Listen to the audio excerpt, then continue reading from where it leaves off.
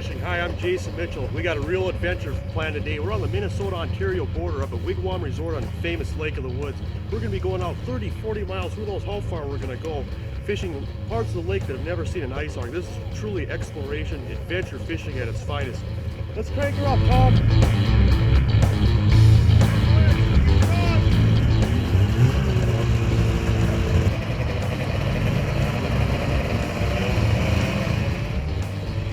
Extreme winter fishing with snowmobiles can be very rewarding and worth the effort, but safety is the first priority, and group leader Tom Briggs likes to stop from time to time to make sure everyone stays together and nobody gets lost. We're up here today, we're moving along. It's good to go with a group of guys. That way if you got any trouble, everything can be taken care of. Cell phones, some will reach up in this area, most of them won't, but we're moving along. We carry extra gas with us. All that stuff, extra augers, everything we got two of. We don't just go leave with a trip on something like this with one of. We got a couple cook stoves instead of one, gas tanks, everything. So it's good to go with a whole bunch of people, so you're not stranded out there all by yourself. It's nothing you just want to do on your own. Yeah, on a trip like this, you're gonna want to get a hold of us at the Wigwam or someone up in the area that knows what's going on, because you're going to need a remote area border crossing pass, which we can get from the Canadian government. We need your Ontario fishing license.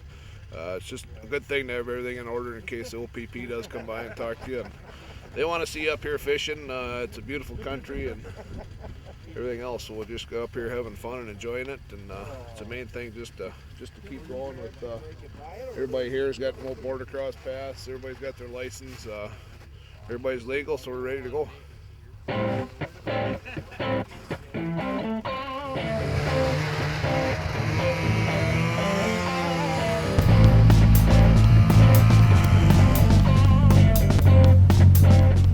As the group moves into Canadian waters on their trek northward, scenery of the big lake is replaced by a maze of islands.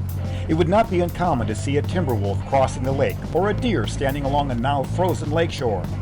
Being able to take on such an adventure is made easier with the use of reliable snowmobiles and great navigation. In this case, a little help from a portable GPS unit mounted on a Vexilar Genspack to make it portable, and it is a great way to navigate. And with the use of the new mapping chips, you're able to pinpoint exactly where you want to fish. Here, Tom Briggs will use the GPS unit to select key areas to drill holes in preparation for some great fishing action.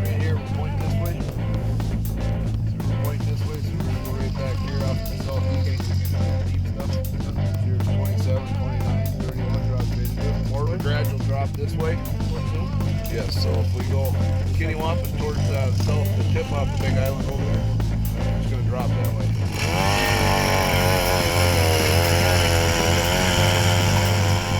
The final step in getting ready to begin fishing is drilling holes. On Lake of the Woods, temperatures of minus 20 or 30 degrees below zero can be common in January, so ice grows thick, very thick in some cases. Power augers are a must, and so is a strong back. Now here each angler can use two lines, so that means 2 holes or more per angler are punched in the ice that averages almost 5 feet thick. The group spreads out along a sunken reef in order to establish key ambush points where walleyes, sauger, perch, and crappie may be feeding. Another big advantage of fishing in a group is that you can cover a lot of water by drilling holes in several key areas and checking out several spots at once. If the fish, for example, are holding deep, the group can drill more holes deep. If they're relating to a break line or a specific depth, then the other anglers can quickly adjust and start catching fish as well. Yeah, we're up here on Lake of the Woods, and we're in the Big Bay, and we're a few miles out, probably 23, 24 miles out from base camp. And this is not for everybody out here. You don't see anybody else around, because it's kind of an extreme outdoor trip where we bring sleds and all of our equipment, food, bait, everything. You got to be self-contained. You know, I've never fished a Vexilar before, and when I read the manual, they really did a good job explaining, I thought, how exactly the machine works, the cone, and the angle. Because I used to think that a lighter yellow or green mark was always a smaller fish, but then I read the manual seemed to say that sometimes if it's not right under the cone, it can show as a lighter green. This technique that I'm using today is very, very easy for anyone with a Vexilar to master. It's basically going down to the bottom with the buckshot rattle spoon, bumping the bottom, lifting a little bit, lifting about 5 to 6 inches off the bottom, trying to get that fish in that area to follow it up. And at times, if they're not real aggressive, I'll try to make them chase and take the buckshot and lift it up and even reel up sometimes up to 3-4 feet off the bottom, sometimes as much as 7 to 8 feet off the bottom. You'll get that fish that'll want to chase. It's easy to find that with the FL18 because that'll show up right away if you're set up right. Here we are today. We're sitting on the south end of Garden Island on staring shoals out here, and we came out and with the new technology, the GPSs with Lake Master, they came out with that new 1-foot chip. It put us right on the spot, right on top of right where we wanted to be. And the nice thing is we got up here and drilled some holes, dropped the Vexilars down, and boom, we're right on top. So we just spread out along through here, and everybody's working it from 32 right up on to 22 foot on this hump out here. And I'll tell you, we rent these Vexilars at the resort down there, and it's been a great key for the last 5 years. We're pretty much the first ones to get into it for rental up here, and we rent them all daily. We've got 6 that we rent. Some days we need 10 or a dozen of them to rent out, but they really help you catch a fish. They show you what's down there. Just a minute ago here, we had a bunch of bait come through. The bait disappeared, boom, fish were following it, and we caught one right there, and you can see in there moving this way because the guy still left me here, starting to catch some fish now. So that bait's moving itself around this hump, and that's what they do all day long. They'll just peel around this hump and they feed, and they'll go on and off and up and down. So if you don't have a Vexilar, do yourself a favor and go out and get one because they'll really help you catch a lot of fish. Oh, there comes one. Not a very big one, but it'll work. Let's see if he'll come up after it. Oh, there he hit it. There he is not very big. That's the nice thing about these Vexilar. Oh, he got off. That was about a 2,000 year class there, folks. He was only about 6 inches long. I was jigging just a foot off the bottom, and there we go again. And these perch are laying right on the bottom, and with that spring bobber, there's great feel, and boy, this is a good fish. I just put it down there. Ooh, check out this dandy perch.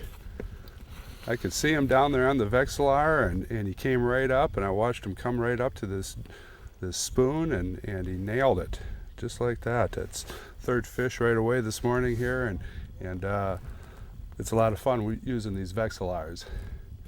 I don't know. I think mine's bigger. Yeah, I think you got me. Just what do you think? There are a few places in North America where the perch average over a pound apiece, and they make for some great eating too. Anytime you travel by snowmobile to a remote fishing hotspot, you better not leave lunch behind. These anglers waste no time enjoying the hot dogs and brats that Tom Briggs has prepared for them. But you don't want to waste much time eating. There are fish to catch. Big eye. Seasoned veteran. No, this is nothing. Look at this little 24-inch blank you got on there. Big eye. Big eye. Nice fish. Nice fish. All right. Yeah. Yeah. Oh, buddy. Beautiful lake is on this side. Speaking of scale, I couldn't have done it without the spring bobber on the awesome. I love it. I love it.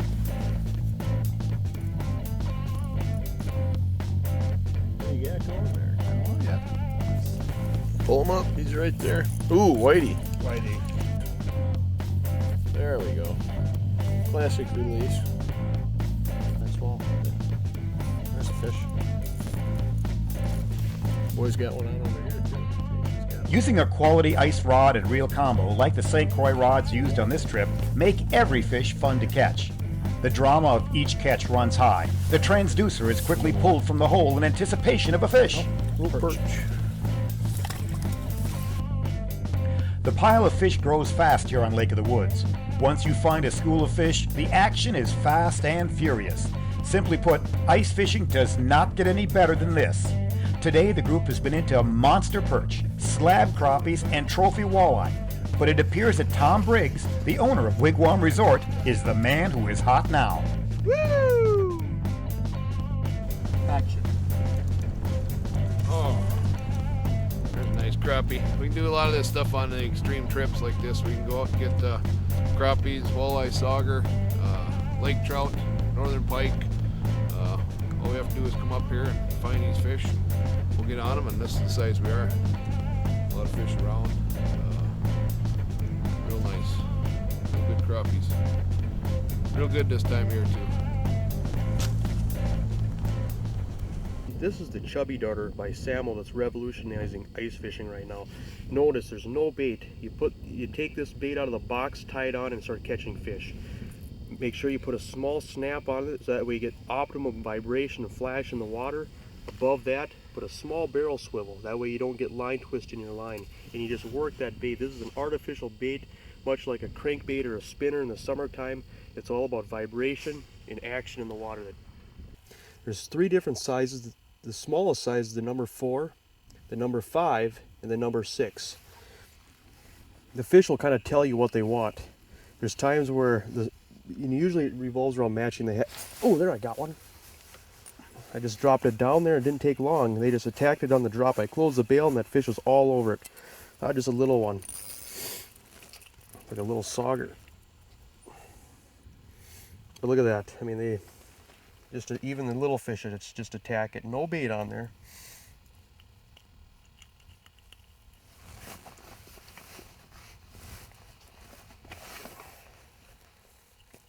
Another tip when you're using these chubby darters is always carry a pair of pliers on you, because these fish usually end up swallowing these baits. They think it's a small fish and they attack it, much like they hit a crankbait in the summertime. But getting back to these colors here, a lot of people talk about matching the hatch, and that's really important. And you notice the different sizes and the different colors. One thing that we've noticed is, especially if you're targeting bigger fish, especially like pike, bigger walleyes, in stained water conditions, this luminescent glow in the dark has been a hot one. It has the orange back, and there's also luminescent with the gray back and the orange belly. Both of those are great baits. You start getting into clear water conditions where it's a lot more important for this bait to look like whatever they're feeding on. Notice that realistic looking perch pattern and that shiner minnow pattern. Then there's a hot perch, and then there's also another pattern that looks just like a real minnow. And so there's different patterns to choose from that mimic whatever forage the fish are feeding on in your lake. Basically, when you're working these baits, one thing that I do a lot is I'll just give it a pop. Enough of a snap where you almost get a little bit of slack line in the top of the rod tip on the upstroke. And what happens is that bait will dart. It'll dart up like this, and then on the way down it'll just wobble. So every time you pop up, and that's what triggers these fish. And a lot of times that upswing, that's when you get most of your flash. That's what pulls the fish to you. And that wobble on the way down, that's when they hit it. So right there, that green line, that's me. That's the chubby darter working. You see right now, there's no fish down there. You see when I bob this transducer, how that bottom will start to move up and down? That's the first indication that a walleye's sliding in to take a look at this chubby darter. Right now, there's nothing down there, so I'm going to work that bait. I'm going to snap it and pop it and just make that chubby darter come alive. Get a lot of flash and vibration going in the water, and that'll bring in fish from a long ways. You start bouncing it.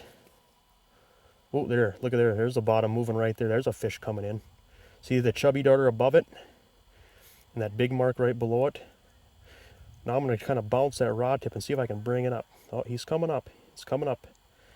Oh, look at that. He's all over me. All over me. There we go. Oh, my drag's loose. Oh, big fish. Big mark came in and he just ate it. I don't know what it is, but there is some weight there. This is a medium heavy action rod for jigging these artificial baits, and that rod just bent. Oh, I better get the transducer. This is a big fish. Get the transducer out of the hole. What do we have here? Hopefully it might be an eel pout. If it's a walleye, it's a heck of a walleye. Oh, white on the tail. It is a walleye. Yeah, it's a walleye. Big walleye, big walleye. Oh, look at that water starting to come up in the hole. You know they're big when the water comes up. Wow, look at there. Look at there, look at you just engulf that chubby darter. Wow, woo! Now that is a chubby darter walleye. Look at that. Look at that. What a beautiful Lake of the Woods walleye. It doesn't get any nicer than that. Look at that. Beautiful fish. Beautiful. Oh, beautiful. Beautiful. Oh, look at that. You can't even hardly see that chubby darter. Once I get it out here, you'll see it's a number 4 gold and orange chubby darter. Look at how deep that thing is. He just came up and smoked it on the Vexilar. That mark that fish made look like about an inch wide. Oh, look at that. Look at that. The back hook is shot, but that's okay. I'll replace hooks gladly for a fish like that. Look at that, fellas. Look at that. It doesn't get any better than that. That beautiful, beautiful. That made my night. Schools of walleye and sauger commonly keep anglers busy on Lake of the Woods. Not every fish you will catch will be a whopper, but seeing the action on your Vexilar and setting the hook on the strikes will keep you in good practice for when the big one does bite. An average day on the ice is a full 8 hours. You'll need to be dressed for the weather, of course, but with the right clothing, even colder temperatures are bearable and make for a very memorable trip. Planning and preparation can never be overlooked on an ice fishing adventure like this. Traveling in groups, having backup augers, extra rods and reels, food, and gas is a must.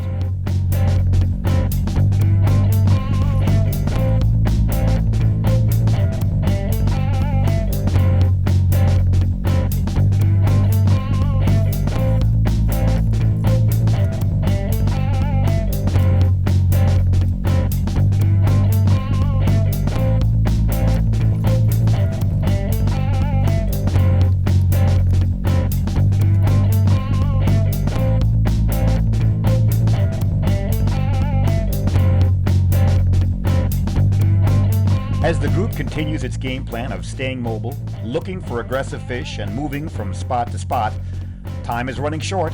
The day is coming to an end. A day of great adventure and great fishing on Lake of the Woods. But for Jason Mitchell, there is always time for one more walleye. Well, almost. I just missed one there. I just had a pretty good hit. That's what I get for not paying attention, Tom. Tell you what, this has been a lot of fun. How does somebody get a hold of you? They can call us an 800 number at 800-448-9260, or they can look us up on the web at www.wigwamresortlow.com, and we'll try to put together a package for them or go with the packages we have, and we'll take care of them. We want to show them a good time and have fun. Boy, I tell you what, this has been it's been a pleasure fishing with you. I'd recommend this to anybody. Thank you. Wigwam Resort, it's great adventure in some awful beautiful country. I mean, we've been in a lot of places today, and it was a great time. We really appreciate all your hard work, and everything from the meals to everything we've done has been just top notch. The equipment's great, the people are great, and this is really a adventure. It's first class all the way. I'd recommend it to anybody. If you're looking for a great place to stay, great place to fish, contact Wigwam Resort on Lake of the Woods.